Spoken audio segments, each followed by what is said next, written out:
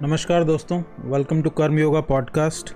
हम पढ़ रहे हैं भगवद गीता चैप्टर 3 और इससे पहले वीडियो के अंदर हमने श्लोक नंबर 32 कवर अप कर लिया था। इस वीडियो में हम बात करेंगे श्लोक नंबर 33 की।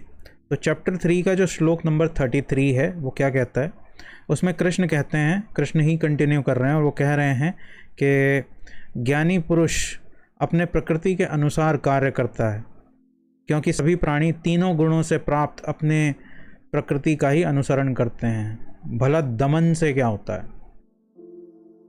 इस श्लोक का जो मेन पॉइंट है, जो सेंटर ऑफ अट्रैक्शन है, वो ये दमन है कि भला दमन से क्या होता है। आप लोगों को याद होगा पिछले श्लोक के अंदर कृष्ण बात करते हैं ईर्ष्या की, और जो आदमी ईर्ष्या करेगा वो दूसरे की तरह बनने की कोशिश कर रहा है, कॉपी करने की कोशिश कर रहा है दूसरे को। और जो दूसरे को कॉपी करने की कोशिश करेगा उसके लिए अपने स्वभाव को उसे पहले मारना पड़ेगा, उसे अपनी प्रकृति को। जैसे कृष्ण यहाँ प्रकृति कह रहे हैं ना कि ज्ञानी पुरुष अपनी प्रकृति के अनुसार काम करता है, तो उसे अपनी प्रकृति को मारना पड़ता है और दूसरे को कॉपी करना पड़ता है। या ये कह लीजिए कि दूसरे को कॉपी करने के चक्कर में वो अपना जो स्वभाव है, जो प्राकृतिक स्वभाव है, उसे मारना शुरू कर देता है। इसे ही कृष्ण कह रहे हैं दमन, जो आप जबरदस्ती कंट्रोल करने की कोशिश करते हैं चीजों को। ये जो दमन का कॉन्सेप्ट है, ये कंट्रोल का, सप्रेशन का, दमन का मतलब क्या है? सप्रेशन। ये जो दमन का, सप्रेशन और कंट्रोल का जो कॉन्सेप्ट है, ये बस इंसानों के बीच में है, इंसानों की दुनिया में है, और कहीं पे प्रकृति के अंदर आपको ये नहीं मिलेगा। बाकी सारे के सारे जो जीव हैं, जीव जगत के जितने भी प्राणी हैं, भले ही वो जानवर हैं, पशु पक्षी हैं, जल में रहने वाले जीव हैं, वो सभी के सभी अपनी प्रकृति के अनुसार ही कार्य कर रहे हैं। जैसे कृष्ण यहाँ पर कह रहे हैं कि तीनों प्रकृति के तीनों गुणों से प्राप्त, या तीनों गुणों से प्राप्त प्रकृति के अनुसार जीव जो है वो कार्य करता है। बाकी सब अपनी प्रकृति के अनुसार कार्य कर रहे हैं। कोई मछली नहीं है जो उड़ने की कोशिश कर रही है, कोई पक्षी नहीं है जो पानी में तैरने की कोशिश पानी के अंदर जाके डुबकी लगाने की कोशिश कर रहा है। तैर तो बहुत सारे पक्षी लेते हैं, लेकिन वो भी उनका स्वभाव है। कोई मांस खाने वाला जानवर शाकाहारी बनने की कोशिश नहीं कर रहा है, कोई शाकाहारी जानवर मांस खाने की कोशिश नहीं कर रहा है। जिसकी जो प्रकृति है, जिससे जो उसके तीनों गुणों के अनुसार प्रकृति मिली है, यानी उसके कृष्ण आगे बात करेंगे प्रकृति के 3 गुणों की, सतोगुण, रजोगुण और तमोगुण। हम बात करेंगे डिटेल में कि ये हैं क्या, ये सतोगुण, तमोगुण, रजोगुण। तो बट अभी के लिए फिलहाल आप समझ लीजिए कि सतोगुण कहते हैं आपके इंटेलेक्ट को। बुद्धि जो है वो 3 पार्ट में डिवाइडेड है। सतोगुण कहते हैं आपके इंटेलेक्ट को, रजोगुण कहते हैं आपके इमोशंस को, और सतोगुण कहते हैं आपकी हैबिट्स को। तमोगुण कहते हैं आपकी हैबिट्स को।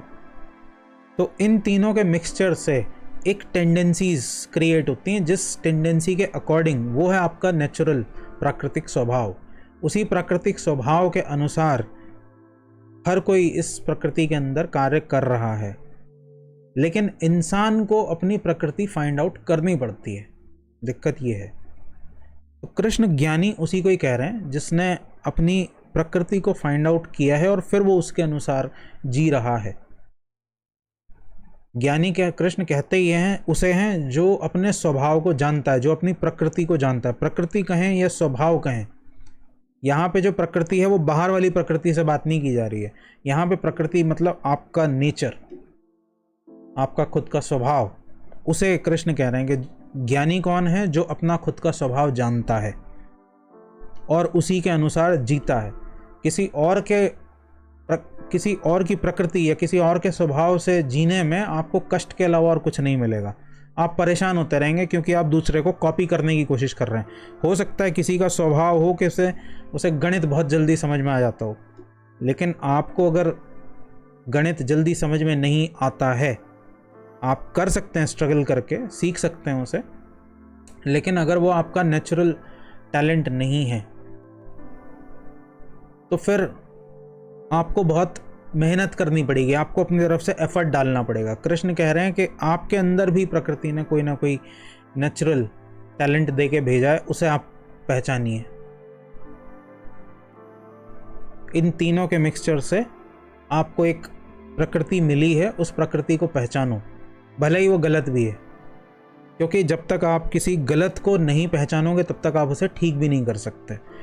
कृष्ण गलत जीने के लिए नहीं कह रहे हैं, कृष्ण ये कह रहे हैं कि अगर मान लीजिए कि कोई व्यक्ति चोर है, वो जब तक अपने चोर स्वभाव को स्वीकार नहीं करेगा, वो तब तक इससे बाहर भी नहीं आ सकता।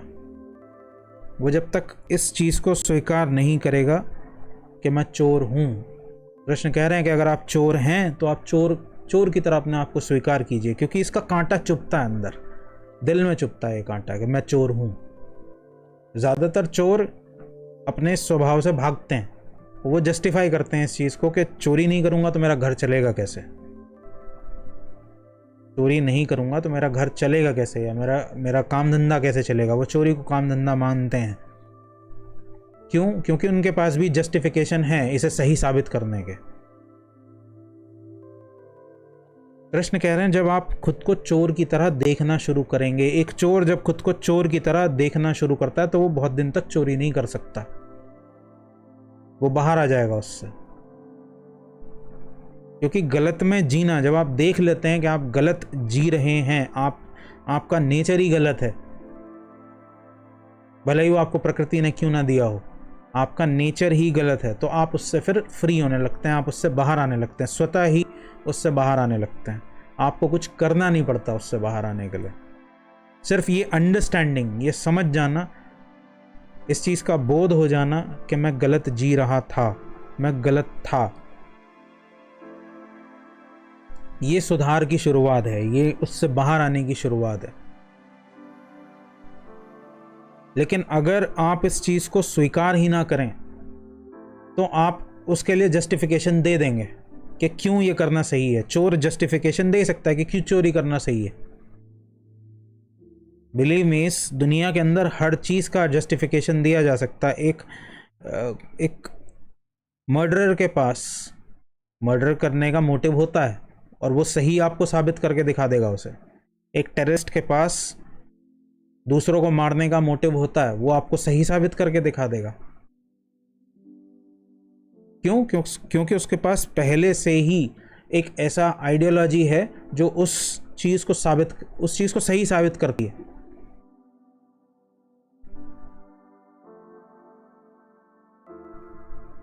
लेकिन अगर कोई टेररिस्ट वो अपने बबल के अंदर फंसा हुआ है, वो इसे एक थर्ड पर्सन की तरह देख नहीं सकता, वो ऐसा आदमी नहीं है जो आउट ऑफ बबल खड़ा हुआ है। लेकिन ऐसा किया जा सकता है, अगर कोई करना चाहे तो ऐसा किया जा सकता है। आप खुद को भी एक थर्ड पर्सन की तरह देख सकते हैं और खुद के नेचर को ऑब्जर्व कर सकते हैं। इसे ही इस ऑब्जर्वेशन को ही पतंजलि कहते हैं चित्त वृत्ति निरोध।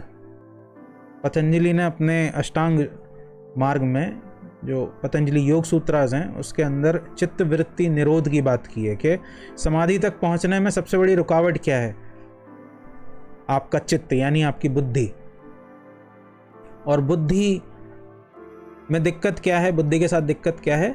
चित्त के अंदर वृत्तियां हैं, यानी उसके अंदर अपने कॉम्प्लेक्सेस हैं। सारा समय जो जाता है उन कॉम्प्लेक्सेस को सुलझाने में जाता है, उन चित्त वृत्तियों का निरोध करने में जाता है। अगर आपका जो चित्त है वो स्ट्रेट फॉरवर्ड है, चीज़ों को सीधे सीधे देख पाता है, उनके रियल एसेंस में उन्हें देख पाता है, तो ये काम जो समाधि तक पहुंचने का काम है वो बहुत स्ट्रेट फॉरवर्ड है, फिर बहुत ज़्यादा समय नहीं लगता। लेकिन पतंजलि को चित्त वृत्ति निरोध की बात करनी पड़ी क्योंकि वो देख रहे हैं, वो आज से 5000 साल पहले खड़े हुए ये चीज़ देख रहे हैं कि आदमी का जो स्वभाव है वो सिंपल चीज़ को कॉम्प्लेक्स बनाने का है। आदमी का मन 1000 तरह के वृत्तियों से भरा हुआ है, 1000 तरह के कॉम्प्लेक्स से भरा हुआ है। इसलिए उन्होंने एक सिस्टमैटिक तरीका दिया है पूरा का पूरा, जिसको फॉलो करके आप कॉम्प्लेक्स से बाहर आ सकते हैं, जिसकी वो बात करते हैं यम नियम और आसन की। यम नियम की बात करते हैं, यम नियम आसन को फॉलो करके आप अपने चित्त के जो कॉम्प्लेक्सेस हैं उनको सॉर्ट आउट कर सकते हैं। ये आपको इजीली इंटरनेट के ऊपर मिल जाएंगे। कभी डिटेल में बात करेंगे हम यम नियम के ऊपर, बट फिलहाल के लिए कृष्ण क्या कह रहे हैं कि जो ज्ञानी पुरुष होता है, जो समझदार, जो बोधपूर्ण व्यक्ति होता है, वो अपनी प्रकृति से भागता नहीं है, वो अपनी प्रकृति के हिसाब से ही जीता है। प्रकृति से छूटने का तरीका है, ये प्रकृति से छूटने का तरीका है, प्रकृति के चंगुल से छूटने का तरीका है कि आप अपनी प्रकृति को समझें, उसके हिसाब से जिएं, तभी आप उससे फ्री हो सकते हैं। उससे भाग के या उसे नेग्लेक्ट करके, उसे रिजेक्ट करके या किसी भी तरीके से के कॉम्प्लेक्स में जी के आप उससे फ्री नहीं हो सकते। समाधि क्या है? प्रकृति के चंगुल से फ्री होना, जब आप सीधे सीधे किसी चीज को देख पाएं। समाधि एक ऐसी स्थिति है जिसमें बुद्धि सम हो जाती है, इसीलिए उसको कहते हैं समाधि।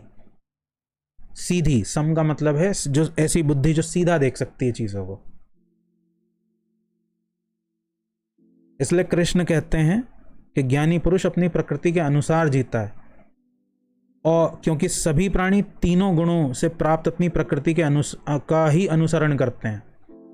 इस प्रकृति में जो रजोगुण, तमोगुण, सतोगुण है, इन सब से मिलके आपकी प्रकृति बनी हुई है, इन तीन गुणों से मिलके आपकी प्रकृति बनी है। ये तीनों ही टेंडेंसीज हैं, प्रकृति की टेंडेंसीज हैं, प्राइमोडियल टेंडेंसीज हैं, आपके एंसेस्टर्स से आपको मिली हैं, और इनके अनुसार आपको ये जीवन जीना पड़ेगा।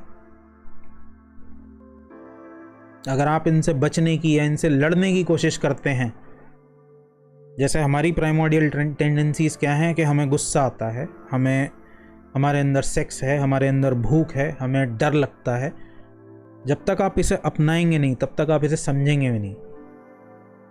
जो आदमी सेक्स के प्रति इंफीरियर फील करता है, बुरी भावना है उसके अंदर, इन्फीरियोरिटी कॉम्प्लेक्स भरा हुआ है सेक्स को लेके, या हीन भावना भरी हुई है सेक्स को लेके, वो आदमी सेक्स को कभी समझ नहीं सकता।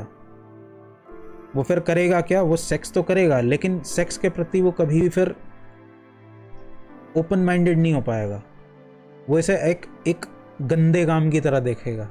वो इसे करेगा जरूर, लेकिन एक्सेप्ट नहीं करेगा दुनिया के सामने कि हाँ ऐसी कोई चीज होती है। लेकिन असल में सेक्सुअल एनर्जी है क्या? असल में सेक्सुअल एनर्जी आपकी नहीं है। असल में सेक्सुअल एनर्जी नेचर की एनर्जी है। नेचर के थ्रू, नेचर इसे यूज करता है, जिसके थ्रू वो एक नई क्रिएशन पैदा करता है। सभी प्रकृति के जितने भी जीव हैं वो इसी तरीके से अपनी रेस को आगे बढ़ाते हैं। सेक्सुअल एनर्जी एक ऐसी एनर्जी है जिसके थ्रू एक नया जीव पूरा का पूरा बनाया जा सकता है, और आपने इसे नहीं बनाया। ये है ऐसी फॉर्म में। अगर आप इसे स्वीकार नहीं करते हैं तो आप इसे कभी, पॉसिबिलिटी भूल जाइए कि कभी आप इसे समझ पाएंगे। ओके, तो आगे कृष्ण कहते हैं कि दमन करने से क्या होता है। तो अपनी प्रकृति का इंसान को दमन नहीं करना चाहिए। लोग क्या करते हैं? सेक्स का दमन करने में लगे रहते हैं, गुस्से का दमन करने में लगे रहते हैं, ईर्ष्या का दमन करने में, जबरदस्ती कुछ बाहर दिखाएंगे कि हम बहुत शांत हैं, जबकि अंदर गुस्सा भरा हुआ है, अंदर कामुकता भरी हुई है, लेकिन वो बाहर दिखाने की कोशिश करते हैं कि हम तो ब्रह्मचारी हैं, हम नो फैब फॉलो करते हैं। नो फैब फॉलो ही वो करते हैं जिनके अंदर कामुकता भरी हुई है, जो अपनी सेक्सुअलिटी से परेशान है।